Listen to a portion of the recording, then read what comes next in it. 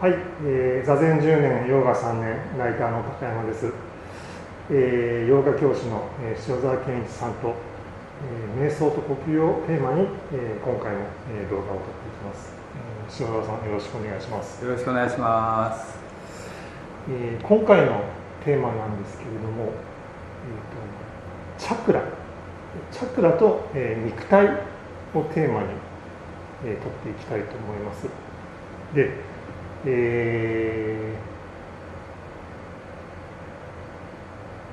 これまで撮ってきた動画で、プラーナについての、動画を撮ってきて、プラーナっていうのがその生命のエネルギーですね。日本で言うならば気にあたる、生命のエネルギーで、それは通常の意識状態では目に見えないし、その物質として観測することはできないんですけれども、呼吸とイメージを使うことで、実感ができるようになるということでした。はい。で、なんですけど、以前の動画でもおっしゃってたんですけど、塩沢さんはプラーナが、見えるんですよね。で、僕普段見えないんですけど、瞑想をやってすごい深い瞑想状態になった時に、瞑想すると意識の状態が変わって知覚もその五感、視覚とか聴覚とか触覚とかも変容して、普段とは違う五感になるんですよね。そのすごい深い瞑想の時は、その人の体のこの輪郭に光の縁みたいなのが見えることがあって、それひょっとしたらそのプラーナとかエネルギーの体なのかなって思うんですけど、その解釈はどうですか？はい、エネルギーの体って言っていいと思います。そして、結構何重にもなってまして、で精妙なものほど広がっていて、それで体を中から出てるんじゃなくて、正確には体を包んでいて、体が最後のもの、外側から来てるっていう、外側からこうやって包んでくれてるので、ここから出てるって言ったら間違いないでしょうけど、ともかく一番これが素材なので、外側の精妙なのがこうやって包んでくれてるっていうのは実際ですよ。で僕がその瞑想が深い時に意識が変容して視覚とか聴覚もちょっと通常とは変化した時に、その光の縁みたいなのが見えるっていうのは、それはその確認になるんですけど。なりますね。はい。それがプラーナですか？いろいろあります。プラーナの層、それから簡単に言うと心の層みたいな感じで、だんだん精妙になってきますので、それで一番わかりやすいのがプラーナの層ですね。で、塩沢さんの書籍の原初のヨガでも、ヨガの人体感ということで、そのエネルギーの体が何層にもなってるみたいなイラスト付きで説明は、解説はしてるんですよね。で、そこでそのエーテル体とか、アストラル体とか、そういうこれヨガの呼び方ではなくて、ルドルフ・シュタイナーが使ってた呼び方、そうです。西洋で使われてる形で、ヨガにはまたその呼び方があるんですよね。あります。ちなみにシュタイナーが言うところの、エーテル体にあたるものはプラナマーヤ校舎、呼吸の鞘です。もう一度お願いします。プラナマーヤ校舎。プラナマーヤ校舎。呼吸の鞘、エネルギーの鞘と言っていいかな。プラナマヤ校舎ってことなんで、そのプラーナに関連しているわけですね。という前提がありまして、で、今日のテーマチャクラですね。でチャクラっていうのもまあその結構オカルト的な、まあ捉え方もされてて、その一番有名なのは、まあ、その眉間の第三の目ですかね、そこのチャクラが開くとなんかいろんな能力が身につくみたいなことも言われてたりして、あと例えばまあネットとかで検索しても、チャクラって検索しても、その人体にこう虹みたいな七色のこう人体の中心に七色の光が描かれているような図が結構出てくると思うんですけど、なんか実際はそうじゃないっていう話をされてましたね。もちろん実際はですね、それが、チャクラが明快に出た時には、肉体、その身体は後ろに引き下がってますので、チャクラの体だけがはっきり出てきて、体とダブるようなことはないです。あの図はその肉体があって、そこに重ねるように、7色こう球体が並んでますけど、そうはならない。なりません。で、分かりやすくこう体の輪郭を描いとかないと説明しにくいと思うんですよね。それは分かるんですが、それがはっきり出た時は体は後退してますので、それを重なることはありえません。体が今後退してるっておっしゃったんですけど、その後退するっていうのは、もう少しこう分かりやすくというか違う表現でいうと、後退するってどういうことですか？プラーナの体にしっかり入ったので、こっちの方は、意識できなくなってます。肉体が意識できなくなる。例えばその瞑想が深まると、だんだんその触覚ってものが変化していって、それこそ体の輪郭がぼやけてきて、曖昧になってきて、こう溶けてしまうような感じになることがありますね。あります。それがその肉体が後退するってことですか？そうです、そうです。あるんだけど、より精妙な層に入ったので、ど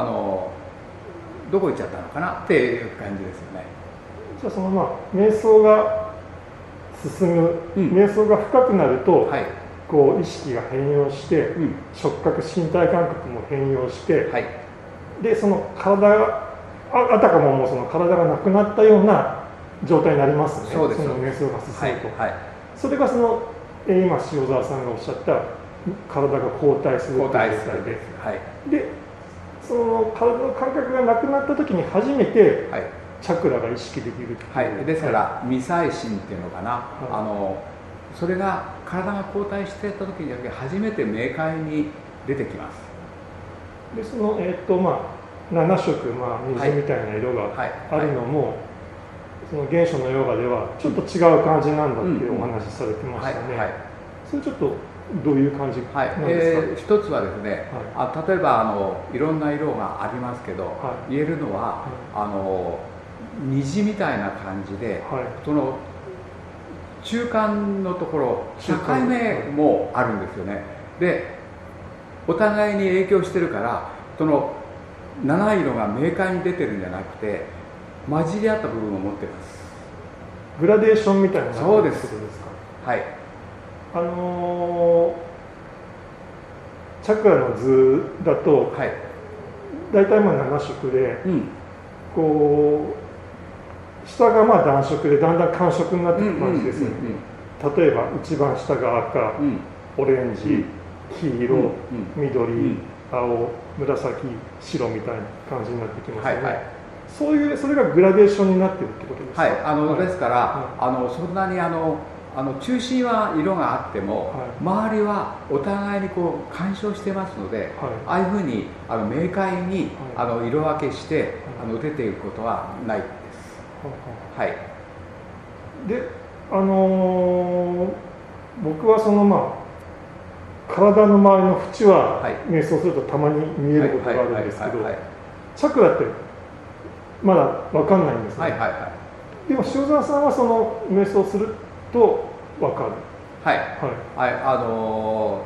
分かります。そしてその存在が分かります。そしてチャクラって一体何なのかっていうと、私の感覚ではプラーナのより精妙なものです。はい、プラーナの仲間ですけど、もうより精妙なプラーナです。強いです。強い、強いです。そして普通じゃあどうなってるのかというと、背骨を通して普通のエネルギーの流れがあるんですが、どっちかというと上から下にこう流れてきて、それで働いているものが圧倒的に多いんです。上から下に流れたエネルギーで下の方でそれを使ってるっていうことです。そしてもしかそれがあるエネルギーが溜まってくると、今度は下のエネルギーが上に向かっていくんです。その時チャクラがとっても大事なものになってくるわけです。で今のお話の前でそのチャクラ中心に色はあるけど、その周りはなんか干渉し合ってるっておっしゃいましたけど、具体的にはどんな感じなんですか？例えば、ここに何とか色があるとすると、何とか色は何色なんですか？ここに例えば緑があるとすると、この上の色と下の色がこうお互いに接しているので、縁は2つの色があって、ちょうど虹のほら中間があるじゃないですか。今の話だと仮にここに緑があるとしたら、その下にが黄色っぽくなってて、だからその下の黄色と上の色とが、上が仮に青だとしますね。そしたら、そこのところで境目で混じってますので、厳密にここからここっていうふうではない。分かれてはいないってことですか？分かれてない。なるほどなるほど。じゃあグラデーションってイメージすれば全くそのがいい。でその色の順番としては、やっぱり下の方が赤で、こうオレンジ、黄色、そして、基本的にはそうなっています。そしてチャクラにもいろんな層がありますので、つまりいろんな精妙な層がチャクラにこう重なっていますので、最初にやるときには光です。白い光がずっと通ったときに、チャクラが生きてきたなっていう感じです。色がいろんなカラフルな色が見える前に、白い光が見える。白い光がつながっていきます。それは瞑想の過程で起こることです。起こることです。なるほどなるほど。まず普通のプラーナよりもはるかに輝いた白いものが下から上がっていって、それが最後に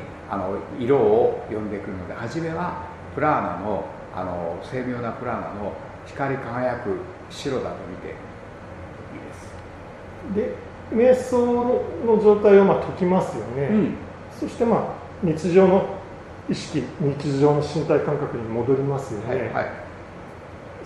そうなると後退してた肉体っていうのがまた戻ってきて、そうですそうです。そのチャクラとかの色はまた見えなくなる。そうです。今度はそっちが後退していくっていうのかな。なるほどなるほど。ただ余韻としては残りますが、体が優勢になった時は、こっちの方が優勢です。ただそのチャクラの面影はずっと残っていますが、それって例えばたまに人のオーラが見えるみたいな人もいると思うんですけど、そういうのと関係あるんですか？あると思いますよ。そういうのがあると思います。ただし私が一番大事だと思うのは、まず人のを見るよりも、自分の中のものを見ていて、その力で見てあげるといいと思います。人のを研究しないでよい。自分の中で分かったもので人を見ていけばいいのであって、人のあれを一緒に勉強する必要は全くないと思います。人のオーラの色を見る必要はない。ない。なるほど。自分のチャクラの色もなかなか見えないですもんね。そっちの方があれです。そっちの方が最初だと思います。塩沢さんのとこでも3年ぐらいだってまだ僕見えないんですけ